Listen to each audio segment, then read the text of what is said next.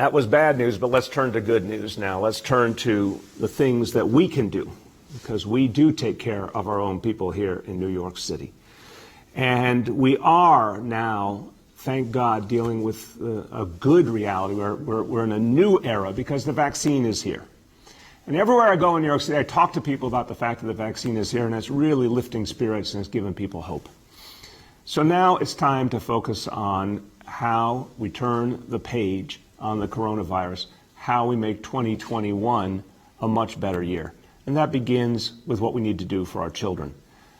For so many of us, this is our heart, how we help our children, how we protect them, how we help them move forward. And our kids have been through so much. Let's remember, every adult out there listening, you've been through so much in this horrible year, 2020, but our kids are going through so much in every sense, and it's harder for them to make sense of. They're going through trauma. They're going through a lot of pain, and they need our help.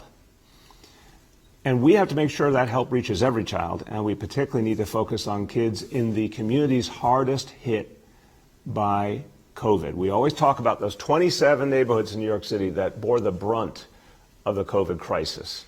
African-American neighborhoods, Latino neighborhoods, Asian neighborhoods that really got hit so hard, and all those disparities that came out. We talk about that to focus our energies, focus our attention on making sure we do what the people of those neighborhoods need and that they get the priority going forward. We've got to right the wrong by making them the priority. So that's what we will be doing as we go into 2021, as we go into the next school year. We talked over the last couple of weeks about our 2021 Student Achievement Plan, how we're going to close the COVID achievement gap. And we're going to do that for every child. We're going to particularly focus on those neighborhoods that have been hurting the most and the kids who need it the most. You know, I will tell you something pretty unusual that happened the last few days.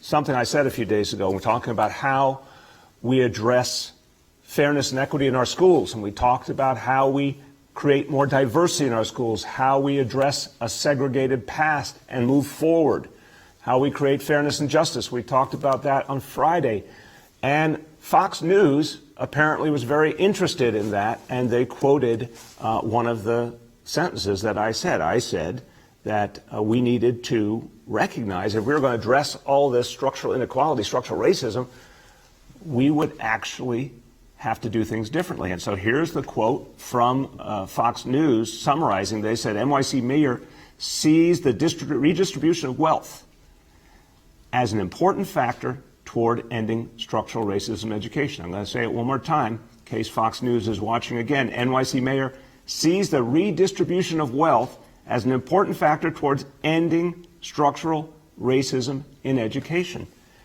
Exactly right. I don't get to say it very often, but Fox News got it exactly right. Amen. We are going to fight structural racism through redistribution. So Fox News, congratulations. Fair and balanced coverage right there. In fact, if we think we're going to deal with structural racism and segregation without redistributing wealth, we're kidding ourselves. We got to be real about nothing changes unless you put the resources behind it. And that's what we're doing. We're going to make sure our kids have the support they need now, and especially in the new school year when everyone comes back into the school buildings. And that doesn't just mean the academic support. It means the emotional support as well. It means making sure the social factor is taken account of as well. Social and emotional learning. That's something the chancellor's focused on. That's something the First Lady is focused on. But it takes on even more importance as we go into this new school year, September 2021. It'll be different than anything we've ever experienced in our lives. So we have to make sure that we are really looking out for our kids, that we're checking in on them to see what they need, and if they need help, we're getting it to them. And this has been an idea that has long been a core notion of Thrive NYC. One of the foundational concepts of Thrive NYC is get there early, help people, particularly young people, early, provide the support. And if you find out there's a problem, you can do something about it. That's what Thrive has been all about. So here to tell you about this really important new initiative for all our public schools and the way it's going to reach all our school kids, the leading champion for providing mental health support to all the people of New York City. The person who brought us Thrive NYC, our First Lady, Charlene McCray. Thank you, Bill. And good morning, everyone.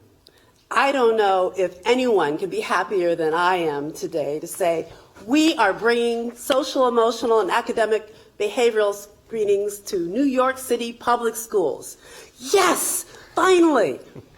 Nosotros traemos chequeos de rutina enfocados en la conducta social, académica y emocional a las escuelas públicas. This is a huge moment. Our teams at the Department of Health, Department of Education, Health and Hospitals, and Thrive NYC have worked towards this day for a long time. And if you're a parent who sends your child to a pediatrician every year for physical, you know the preventive measures that are taken and peace of mind that comes with a regular checkup. But our nation has never put that same emphasis on engaging the whole child when it comes to education or prevention when it comes to mental health.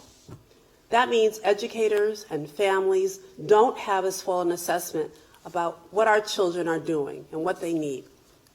So think of these screenings as an expanded health checkup for students to learn how they are feeling, how they are getting along with friends and at home. Even in the best of times, this is a best practice. Now, after COVID-19, it is more critical than ever. So let me tell you about PS 89 in Queens, the borough that was earlier this year the epicenter of the crisis. Dozens of PS 89 students back then reported COVID-19 had sickened or taken the lives of their loved ones. These children had lost grandparents, parents, their parents had lost jobs, and they were isolated at home. Every New York City student will carry the experience of this past year in a different way. Some will be processing grief and have trouble focusing. Some will rejoice at being back in the classroom, while others will feel uncomfortable. These screenings will help school staff create individual plans to move forward and help educators make sure that no child falls through the cracks. There are no grades, there are no labels or classifications associated with how these questions are asked. There is only learning how adults can offer the best support. We will begin with schools in the neighborhoods hit hardest by this crisis, but we want every student to benefit, and we urge a federal stimulus that will help expand this support. Today's announcement, along with our social emotional learning and restorative justice curriculum and community schools, reflects a generational shift in education to supporting the whole child, socially, emotionally, and academically. New York City is leading the way because we know it's easier and less expensive to grow a healthy child than it is to mend a broken adult. There is no better investment than our young people. And when our young people succeed, our city succeeds. Thank you. Thank you so much. And Charlene, I can hear the passion and the joy in your voice. This is a vision that you've had and a lot of other good people have had for a long, long time, and now it will come to fruition starting in September. And we're going to be able to do so much good for so many children. This has been a labor of love for a lot of people. I want to thank our Deputy Chancellor for School Climate and Wellness, LaShawn Robinson, who's put her heart and soul into this work and has been one of the architects of so much of what we've done with social emotional learning. Also, someone who's really gotten under the hood and figured out how we could make this work in our schools day after day. He's a former principal and he's been our senior